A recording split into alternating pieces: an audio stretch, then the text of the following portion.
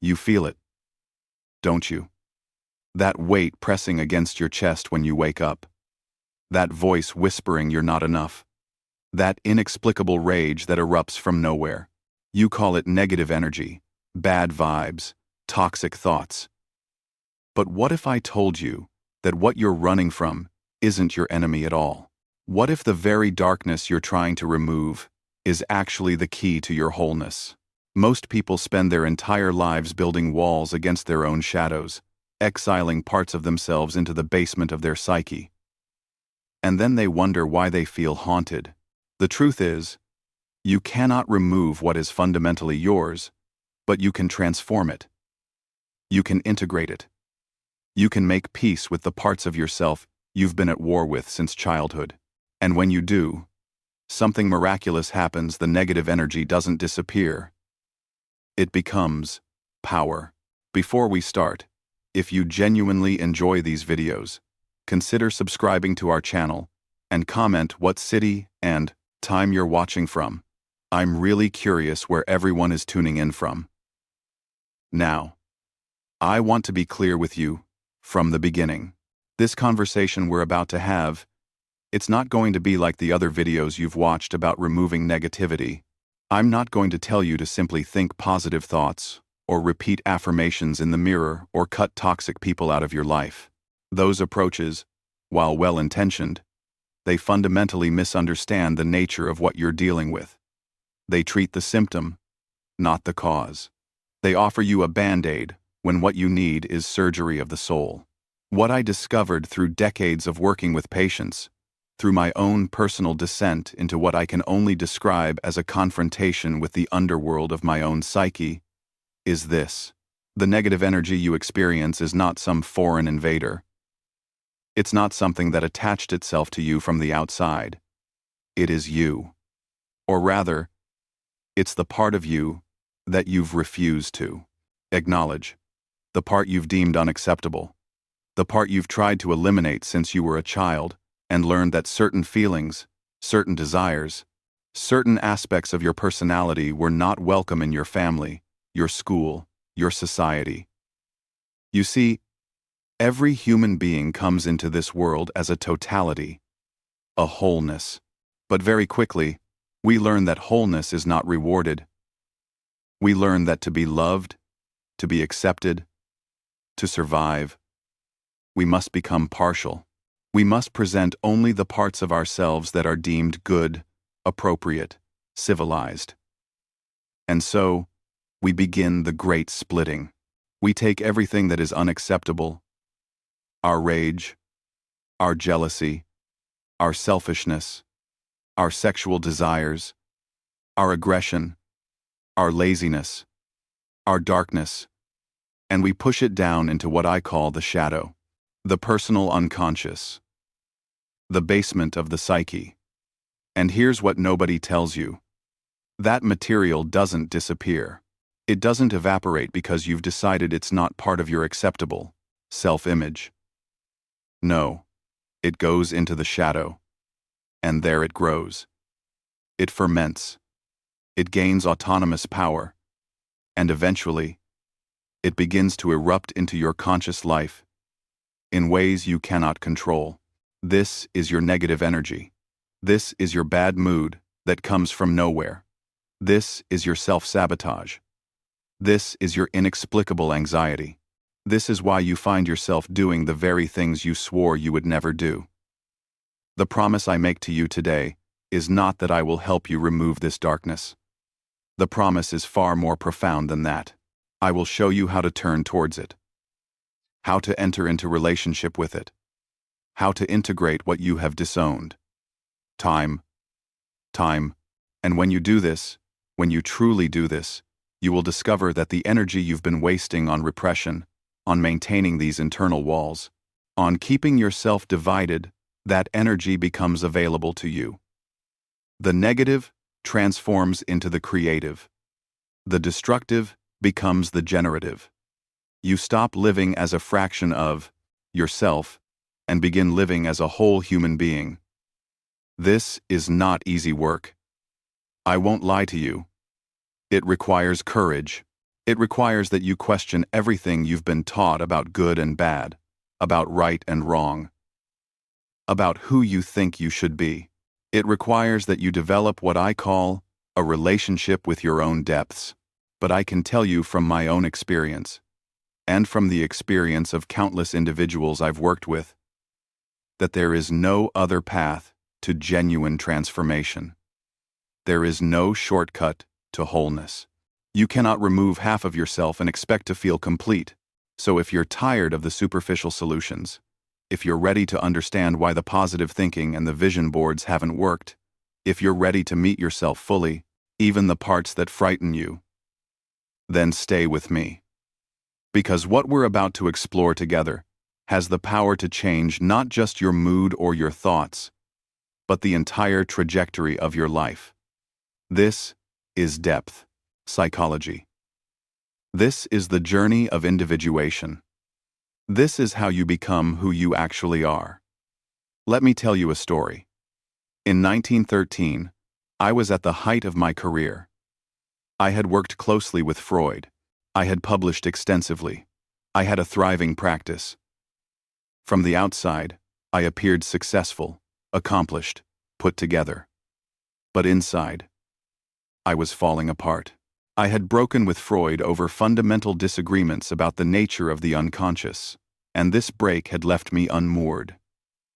I felt as though I was losing my grip on reality itself. I began to experience visions, fantasies, voices.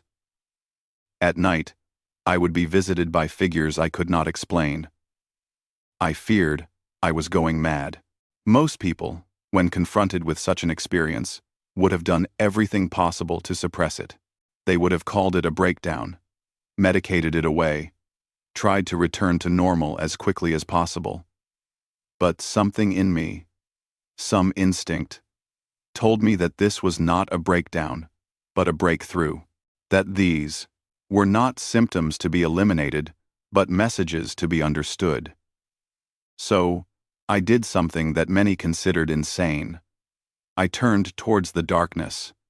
I decided to descend into it, deliberately. Every day, I would sit in my study and allow the fantasies to come. I would engage with the figures that appeared to me. I would have conversations with them.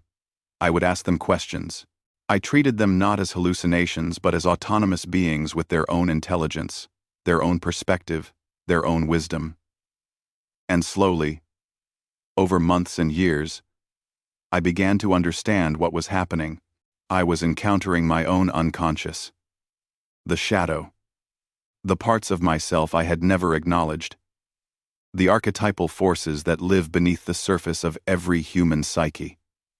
There was a figure I called Philemon, an old man with the wings of a kingfisher. He would appear to me and teach me things I did not consciously know. He told me that thoughts are like animals in the forest, or people in a room. That they have their own life independent of your ego. This was a revelation to me. That the psyche is not singular. That you are not one thing but many things. That within you is a cast of characters, a parliament of voices. And the ego, what you call I, is just one voice among many. Not the king but perhaps the facilitator. I began to understand that my so-called negative energy, my disturbance, my crisis, was actually my psyche trying to reorganize itself at a higher level of complexity. It was trying to integrate material that I had kept unconscious for too long. The depression, the anxiety, the fear, these were not enemies. They were symptoms of growth. They were the birth pangs of a new way of being. I recorded all of this in what I later called the Red Book. Page after page of dialogues with my unconscious. Paintings of the images that arose. A record of a man descending into his own underworld and returning with treasure. And when I emerged from this period, I was no longer the same person. I had been transformed. Not because I had eliminated my darkness, but because I had entered into relationship with it. I had made the unconscious conscious, and in doing so, I had become more whole. This is not just my story. This is the human story. Every great myth, every fairy tale, every religious narrative is telling you the same thing. The hero must descend into the underworld. They must face the dragon. They must enter the forest where there is no path. And what they find there is not just danger, but treasure. The very thing they need for the next stage of their development. I'll give you another story. One from my practice. I once worked with a woman who came to me with what she described as crippling anxiety and rage. She would have outbursts at her family. She would feel paralyzed by fear before social situations. She considered herself a bad person, fundamentally flawed. In our work together, we began to explore her dreams. And in her dreams, kept appearing, a wild woman, hair matted, eyes fierce, covered in dirt, screaming and dancing in a forest.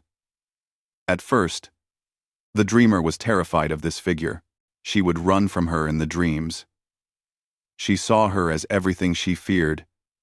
In herself, the uncontrolled, the savage, the inappropriate.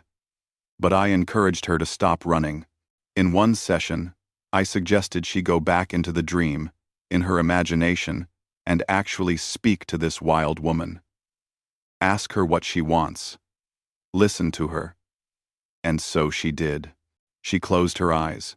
She entered a state of active imagination, and she approached the wild woman. And do you know what the wild woman said? She said, "I am your life force. I am the part of you that knows how to say no. I am your instinct, your intuition, your power.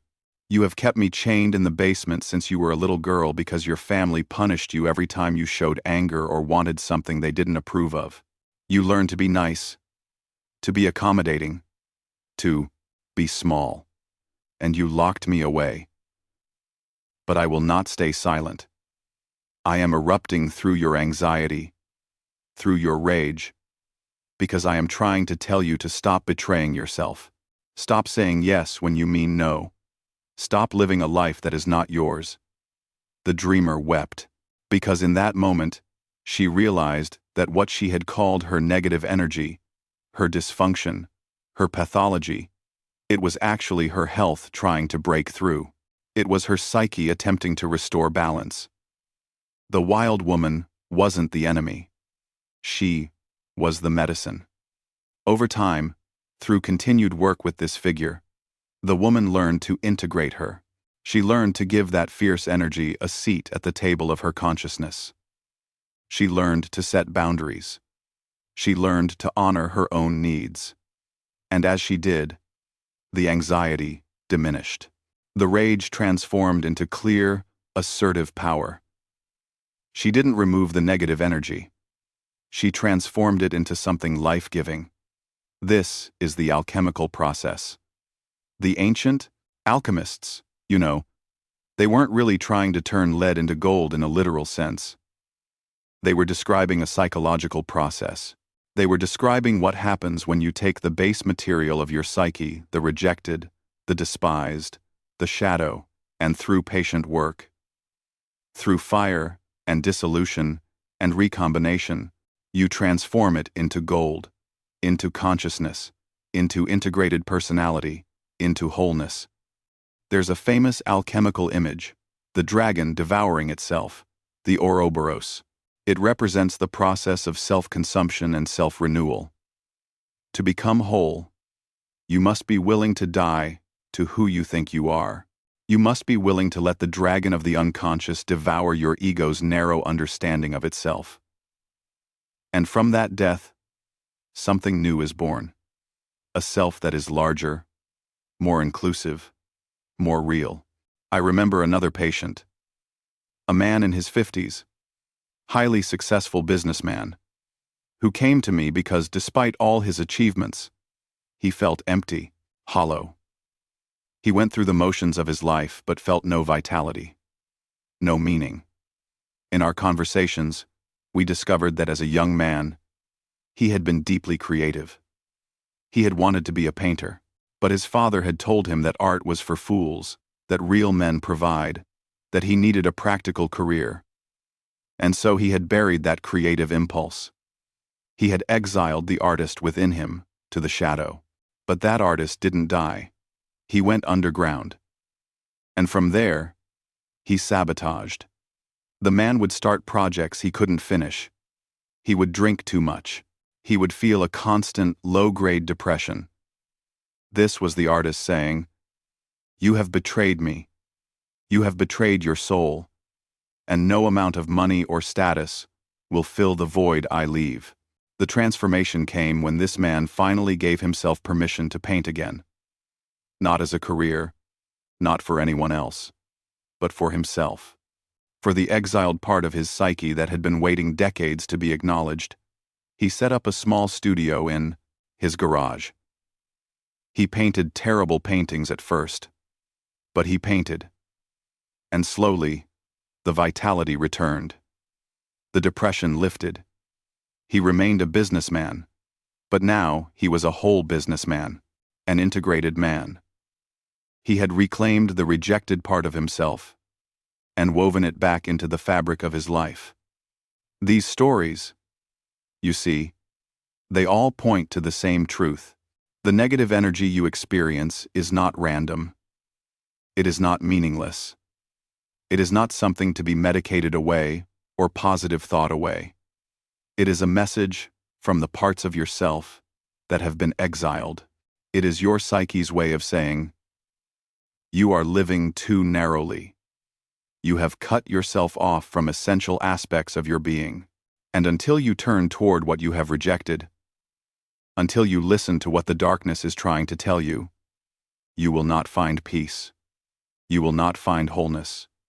You will remain at war with yourself." And here's the paradox that most people never understand. The very traits you reject in yourself are often the very traits you need most for your development. The person who rejects their anger may need that anger to finally stand up for themselves. The person who rejects their sadness may need that sadness to grieve what must be grieved so they can move forward. The person who rejects their selfishness may need to learn healthy self-care. The shadow is not just garbage, it's also gold. It's also power. It's also the key to your next level of growth. So the question is not how do I remove my negative energy? The question is, what is this energy trying to tell me? What part of myself have I disowned? What aspect of my wholeness am I refusing to acknowledge? And am I brave enough to turn toward it, to listen to it, to integrate it? Now let's go even deeper. Let me share with you the core lessons that emerged from decades of this work, both in my own life and in the lives of those I've been privileged to accompany on this journey. The first lesson is this: the shadow is not your enemy. It is the repository of your unlived life, your disowned potential, and your rejected wholeness. Every quality you judge as negative in yourself went into the shadow not because it was truly bad, but because at some point, usually in childhood, you learned that expressing it would result in punishment, abandonment, or shame. Maybe you were told that anger was unacceptable, so you split off your capacity for healthy aggression. Maybe you were taught that sadness was weakness, so you exiled your grief. Maybe you learned that wanting attention was selfish, so you buried your legitimate need to be seen. The shadow grows in direct proportion to the narrowness of your ego ideal. The more rigidly you define who you think you should be, always kind, always positive, always strong, always selfless, the more of your actual human complexity gets relegated to the darkness. And here's what you must understand. The shadow does not obey your conscious will. It has autonomous power. It will act out.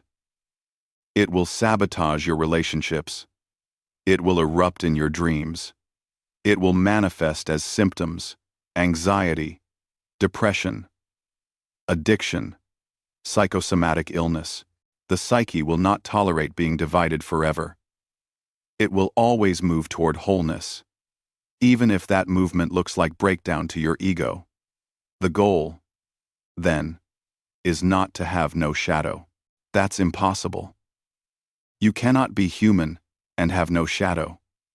The goal is to have a conscious relationship with your shadow, to know what's down there, to be in dialogue with it. When you make the unconscious conscious, when you shine light into the basement, you rob the shadow of its autonomous power over you. It stops controlling you from behind the scenes. It becomes integrated, transformed, available as energy for your conscious life. The second lesson is about the structure of the psyche itself. You are not one unified thing. You are more like an ecosystem, a community of subpersonalities around emotional experiences, particularly traumatic or highly charged experiences from childhood. And once formed, they function like little independent personalities within you. You know this from your own experience. Haven't you ever felt like one part of you wants something, while another part wants the opposite? Haven't you ever surprised yourself by reacting in a way that doesn't match your conscious values? That's the complexes at work. There's the angry part of you that sounds just like your father. There's the frightened child part that still believes you're not safe. There's the critical voice that sounds like every teacher who ever told you you weren't good enough. These are not metaphors. These are actual psychic structures with their own energy, their own memories, their own ways of perceiving the world. And when you're triggered, when something in your present environment resonates with the emotional frequency of a past wound, that complex gets activated. It takes over. Suddenly, you're not acting like an adult.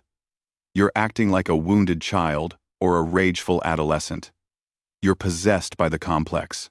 The negative energy you feel is often the activation of these complexes, the sudden rage, the inexplicable anxiety, the self-destructive behavior. These are complexes erupting from the unconscious and temporarily seizing control of your personality. And the way you work with this is not to fight it, not to repress it harder, but to become aware of it, to notice when a complex has been activated, to develop what I call the observing ego, the part of you that can step back and say, ah, there's the angry father complex speaking. There's the wounded child. There's the inner critic. Once you can observe it, once you can name it, you're no longer completely identified with it. You've created a little bit of space, a little bit of freedom. The third lesson is about projection. This is one of the most important mechanisms to understand if you want to know where your negative energy is actually coming from. Projection is what happens when you take an unconscious part of yourself and see it out there in the world, in other people. It's the psychological equivalent of a movie projector. The image is on the film inside the projector, inside your psyche, but you see it on the screen, on the person in front of you. So the qualities you most strongly react to in others, especially the qualities that trigger rage or disgust or judgment in you, those are very often your own shadow qualities that you've refused to own. The person who is most bothered by others' selfishness is often sitting on their own unacknowledged selfish impulses. The person who rages about others' laziness may be refusing to acknowledge their own need for rest. The person who judges others as weak may have exiled their own vulnerability. And here's the gift of understanding projection. Every strong reaction you have to another person is an opportunity to learn about yourself. When you find yourself thinking, I can't stand people who are arrogant, you can ask yourself, where is my own unacknowledged arrogance? Where do I secretly feel superior, but can't admit it? When you find yourself obsessed with someone else's flaws, you can ask, what am I refusing to see in myself? This doesn't mean that the other person doesn't actually have that quality. They might, but the intensity of your reaction, the emotional charge, that's yours. That's your shadow speaking. That's your psyche saying, look here, this is what you need to integrate. And when you withdraw the projection, when you own that quality in yourself, something miraculous happens. You become more tolerant, more compassionate, more whole. The negative energy you felt toward the other person dissolves because it was never really about them. It was about you. meeting a rejected part of yourself in the mirror of the other. The fourth lesson is about active imagination. This is one of the most powerful techniques I developed for working directly with the unconscious. It's not meditation in the traditional sense, though it has meditative qualities. It's not visualization or positive affirmation. It's a method of entering into conscious dialogue with the autonomous contents of your psyche, the shadow figures, the dream characters, the complexes, the archetypal images. Here's how it works. You enter a relaxed state. You invite a figure from your unconscious to appear, perhaps a character from a recent dream, perhaps an emotion, personified, perhaps just allowing whatever wants to come, and then you interact with it. You don't control it. You don't script what it will say. You allow it to have its own voice, its own agency, and you, as your ego, engage in genuine dialogue. You ask questions. You listen to answers. You might argue. You might negotiate. You might simply witness. This was how I worked with Philemon and the other figures that appeared to me during my descent. This was how my patient worked with the wild woman in her dreams. This is how you can work with the parts of yourself that have become split off, autonomous, problematic, instead of being victimized by them. Instead of having them erupt as symptoms, you enter into relationship. You give them a voice. You find out what they want, what they need, what wisdom they carry, and what you discover through this practice is astonishing. The parts of yourself you thought were purely destructive often have something essential to tell you. The inner critic, when you actually listen to it, might be trying to protect you from making a fool of yourself. But it's using a strategy it learned when you were 7. The angry part might be trying to get you to finally set boundaries. The depressed part might be trying to slow you down because you've been running from yourself for years.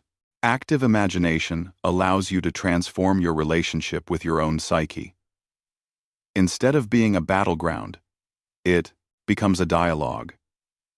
Instead of being haunted, you become inhabited by a rich inner community. And over time, the negative energy that came from these parts acting out unconsciously becomes transformed into creative energy, into insight, into depth. The fifth lesson is about individuation. This is the central goal of the second half of life. The process of becoming a whole, integrated, unique individual, not in the sense of being separate from others, but in the sense of being undivided within yourself. Individuation is the journey from living as a persona, a mask, a collection of roles and expectations, to living as a self, a totality that includes conscious and unconscious, light and shadow, personal and archetypal. Most people, through the first half of life, are engaged in the necessary work of ego development. You learn who you are supposed to be. You get an education. You establish a career. You form relationships. You build a life. And this requires that you wear masks, that you play roles, that you conform to the expectations of your family and society. This is not bad. This is necessary. But somewhere around midlife, for many people, a crisis occurs. The life you've built no longer feels authentic. The persona begins to feel suffocating. You start asking, is this all there is? Who am I, really? Underneath all these roles, this is the beginning of individuation. And individuation requires that you confront your shadow. You cannot become whole while leaving half of yourself in the darkness. You cannot individuate by only developing your conscious persona. You must make the descent. You must meet what you've rejected. You must integrate the unlived life. This is why midlife crises are not problems to be solved, but initiations to be honored. They are the psyche's way of saying, it's time. Time to stop living for others' expectations. Time to stop betraying yourself. Time to become who you actually are. Individuation is not about perfection. It's not about transcending your humanity or becoming some kind of enlightened being. It's about becoming real. It's about accepting your contradictions, your complexities, your darkness alongside your light. It's about developing what I call the transcendent function, the capacity to hold the tension between opposites within yourself, without splitting, without choosing one side and rejecting the other, good and evil, strong and weak, masculine and feminine, conscious and unconscious. The individuated person doesn't resolve these opposites into some bland middle ground. They hold them in creative tension, and from that tension, something new emerges. A third thing, a synthesis, a more complex and authentic way of being. The sixth lesson is about archetypes. Beneath your personal shadow, beneath your individual complexes, there is a deeper layer of the psyche. The collective, unconscious. This is the inherited, universal layer of the human psyche that contains the archetypes, the primordial patterns, of human experience, the mother, the father, the hero, the trickster, the wise old man, the anima and animus, the self. These are not learned. They are built into the structure of the human psyche itself, evolved over millions of years of human experience. And here's why this matters for understanding your negative energy. Sometimes, what you're dealing with is not just personal. Sometimes, you've been seized by an archetypal force, the man who becomes inflated with power, who believes he's special and above the rules. He's been possessed by the archetype of the king or the hero, but unconsciously, without the wisdom to balance it, the woman who sacrifices herself endlessly for others, who has no boundaries, who martyrs herself. She's been possessed by the mother archetype without the balancing principle of healthy self-regard. When you're possessed by an archetype, the energy is overwhelming because it's not just your personal energy, it's the accumulated energy of the entire species. This is why falling in love feels so overwhelming. You're not just attracted to the person, you're seized by the anima or animus, the archetypal image of the soul's counterpart. This is why rage can feel so consuming. You might be channeling not just your anger but the archetype of the warrior or the destroyer. The negative energy, in these cases, comes from being unconsciously identified with an archetype. The way through is to recognize it, to name it, to understand that this energy moving through you is larger than you, and you don't have to be possessed by it. You can have a relationship with it. You can honor the archetype, learn from it, channel its energy consciously without being overwhelmed by it. This is the difference between being lived by the archetypes and living with the archetypes as conscious allies. These 6 lessons, the shadow, the structure of complexes, projection, active imagination, individuation, and the archetypes, these form the foundation of depth psychology. This is the map for transforming negative energy, not by removing it, but by understanding it, integrating it, and ultimately being transformed by it. But understanding the map is not the same as taking the journey. You need practices. You need concrete ways to work with this material in your daily life. So let me give you 4 practices you can begin today. These are not quick fixes. These are lifelong disciplines. But they work. They have worked for me.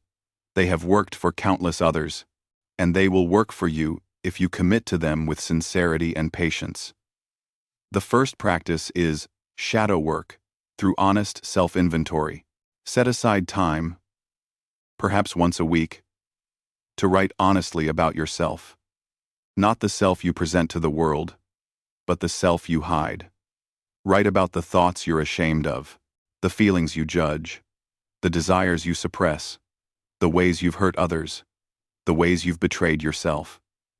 Write without censoring, without justifying, without spinning the narrative to make yourself look good. Just honesty.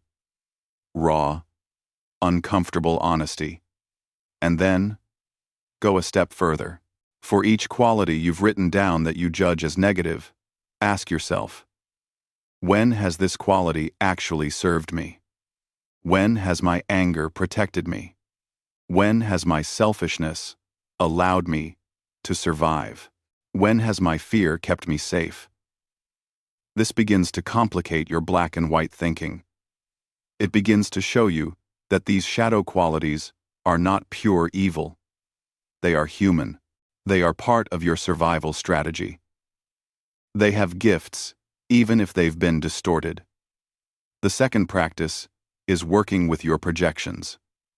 Start noticing your strong reactions to others.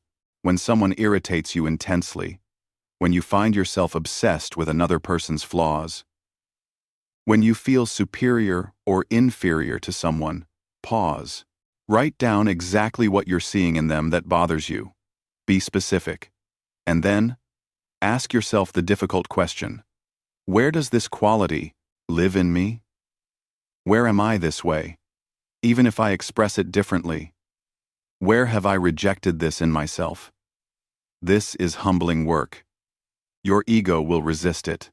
Your ego wants to believe that the problem is out there, in them. But your growth, your integration, your freedom, it comes from owning your projections. And when you do this consistently, you'll find that your relationships transform. You'll stop being triggered so easily. You'll stop needing others to be different. You'll develop genuine compassion because you'll recognize that everyone is struggling with the same human complexities you are. The third practice is dialoguing with your symptoms.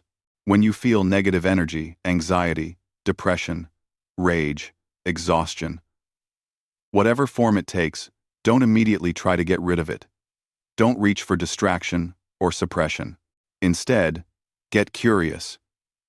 Sit with it. And in your journal or in your imagination, personify it. Give it a form. Ask it questions. What are you? Why are you here? What do you need? What are you trying to tell me? And then, critically, be quiet and listen. Allow an answer to emerge. It might surprise you. The anxiety might say, I'm trying to protect you from making a mistake. The depression might say, I'm forcing you to stop and reevaluate your life because you're on the wrong path. The rage might say, I'm here because you haven't honored your boundaries for years. This is active imagination, applied to your daily emotional life. It transforms you from a victim of your emotions to someone in relationship with them. And over time, you'll find that the emotions become less overwhelming because they feel heard, understood, integrated. They don't have to scream so loudly to get your attention. The fourth practice is engaging with your dreams. Dreams are the most direct communication from your unconscious. Every night, your psyche is sending you messages, showing you what you're not seeing in your waking life, compensating for the one-sidedness of your conscious attitude. Start keeping a dream journal. The moment you wake up, before you do anything else, write down your dreams. Don't worry about interpreting them right away. Just record them.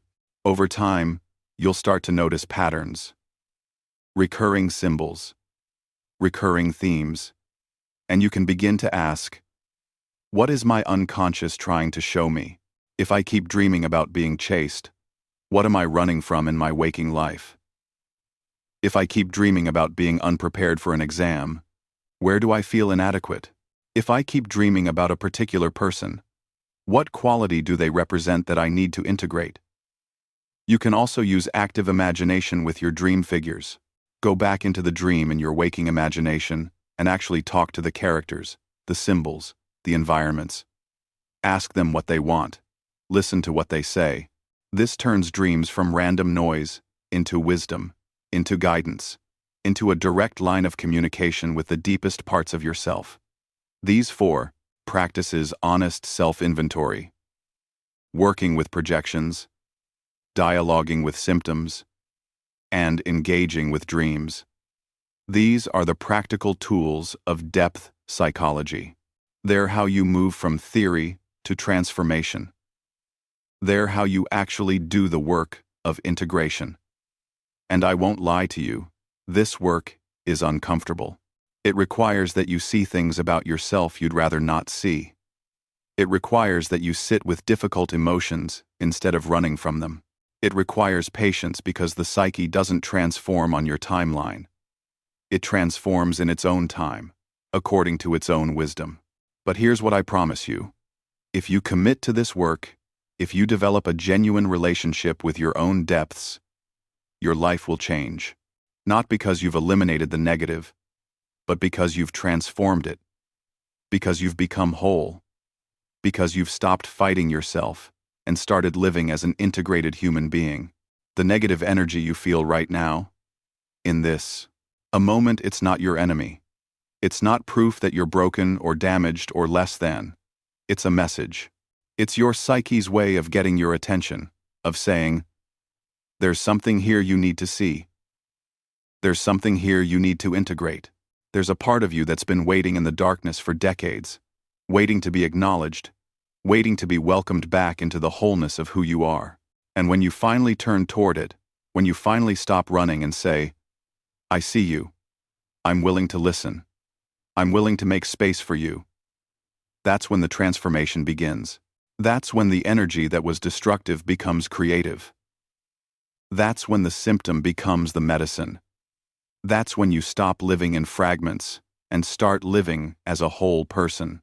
This is individuation. This is the alchemical transformation of lead into gold. This is the hero's journey into the underworld and back. This is what it means to become conscious. And it is the most important work you will ever do. Not your career, not your accomplishments, not the image you present to the world, but this inner work of integration, of becoming whole, of making the unconscious conscious. This is what it means to truly live. You know, people often ask me what the purpose of life is, what we're here for, and after everything I've seen, everything I've experienced, everything I've learned from the depths of the psyche, I believe the purpose is wholeness. The purpose is to become a complete, integrated, conscious human being. To bring light into the darkness. To make peace with all that you are. To stop dividing yourself into acceptable and unacceptable parts, and instead embrace your totality. And the paradox, the beautiful paradox, is that when you do this, when you integrate your shadow, when you own your projections, when you dialogue with your unconscious, when you commit to the path of individuation, you don't become more selfish. You don't become more destructive. You become more compassionate, more creative, more alive. Because you're no longer wasting energy on repression. You're no longer waging war with yourself. All that energy becomes available for living, for loving, for creating, for being fully present to the mystery and beauty and tragedy of human existence. So I want to leave you with this. The next time you feel that negative energy rising in you, the anxiety, the rage, the depression, the self-loathing, I want you to pause, take a breath, and instead of trying to push it away, instead of judging yourself for feeling it, I want you to whisper to yourself, this is my psyche speaking. This is a part of me that needs to be heard. What are you trying to tell me? What do I need to see? What am I refusing to acknowledge? And then, listen. Truly listen. Not with your judgmental mind, but with your heart, with your curiosity, with your willingness to be surprised by what you find. Because I promise you, what you find will not be a monster. You will find a part of yourself that has been misunderstood, that has been exiled, that has been waiting for you to finally see it with compassion. This is the path of transformation. This is how you turn negative energy into power. This is how you become whole. And wholeness, my friend, is not a destination. It's not something you achieve, and then you're done. It's a process. It's a lifelong journey of becoming more and more conscious, more and more integrated, more and more real. And every step of that journey, difficult as it may be, is a step toward your own liberation, toward living a life that is authentically yours, toward becoming who you were always meant to be. If this video resonated with you, if something I said touched something true in you, make sure to subscribe for more content like this.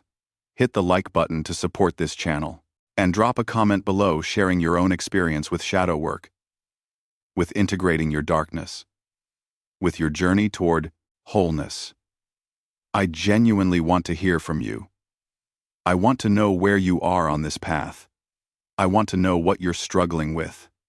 I want to know what insights you've gained, because this work, while deeply personal, is also universal. We're all on this journey together. We're all trying to make sense of the darkness. We're all trying to become whole. And remember, you are not broken. You are not damaged. You are not too much or not enough. You are a complete, complex, infinitely rich human being in the process of becoming conscious. The negative energy you feel is not evidence of your failure.